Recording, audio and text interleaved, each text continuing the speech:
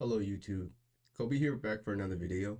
And today's video, I wanted to go over something like a continuation of the previous video where I deployed a headless VM. And in this video, I wanted to use that same VM that we use to create a headless VM to deploy a clone with that. And in this video, we're going to be able to clone this using the utmctl clone command.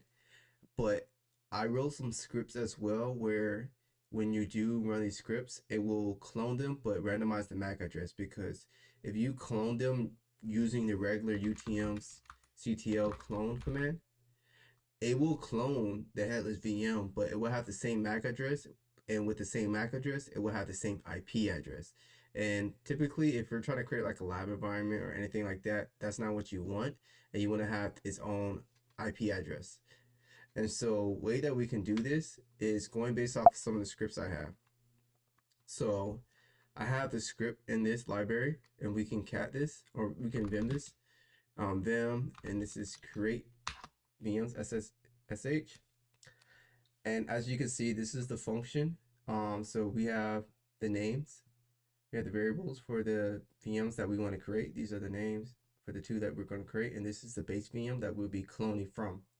And this is the UTM path, which is pretty much called the utmctl command. And so in this function right here, what it will do is the first argument, it will pass the first argument, and we'll clone the base VM and name it whatever the argument is, which in the first one will be rel VM1. And then it'll echo back, hey, we didn't start this yet because we don't want to start it yet. We want to randomize it before we start the VMs. And if this doesn't exist, if the base VM doesn't exist, it will ask you to create the base VM first, and then it will exit out. And so here you can see it will create the VMs. And let me expand this. And so this will call the function. And then we have the config VM network. And in this one right here, we have the same VM names, variables, same utlctl command, but we have this function right here. And this is using an OSA script. I hope I'm pronouncing that right. But this would tell the UTM to randomize the MAC address. It will go into the configurations and randomize the MAC address for each of the VMs, VM1 and VM2. And then from here, we have the start VMs. And so let me vim this one. And this is just like a spinner function. It just create like a little visual for a spinner when it starts it.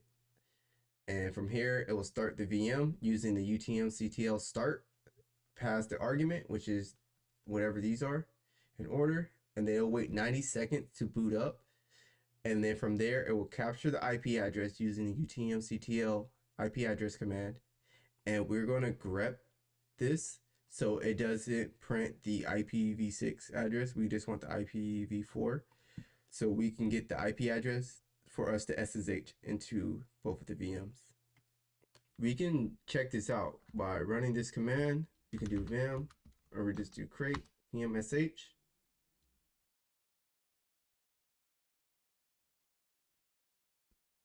And there you go. It's created the VMs. And so we can check this right here. We can see that the two VMs has been created but haven't been started. And then next thing that we want to do is the config VM network. And this will config the VM networks. And we can check this right here by checking the MAC address for the first one, network. There we go. This is the MAC address for the base. And then we could check the MAC address for VM2. Let's just check VM2 to verify that this is different. And as you can see, they're different. You can stop the video to double check if you want to see for yourself. But this is different as well. And now what we want to do is to start the VMs. So we run the start VM script. And then now it'll wait 90 seconds for it to boot up. and I'll skip over this once it's finished. And as you can see, it grabbed the IP address of both of the VMs, and now we're able to SSH into it using the following command.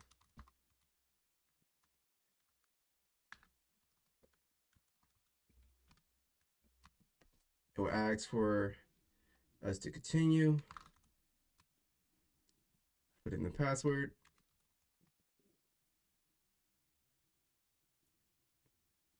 try that again,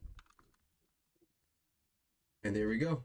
Now we're connected to the VM right here, which is pretty cool. So this cloned the VM, and it changed the MAC address so you can SSH into this. And it's its own unique thing, and it's pretty cool. So this is a cool thing if you want to make like quick lab environments for your studies or anything of that sense. And I found this pretty cool. So if you like this type of content, like, subscribe if you want to see more, and comment for what you want to see next. So thank you for watching, and until the next one.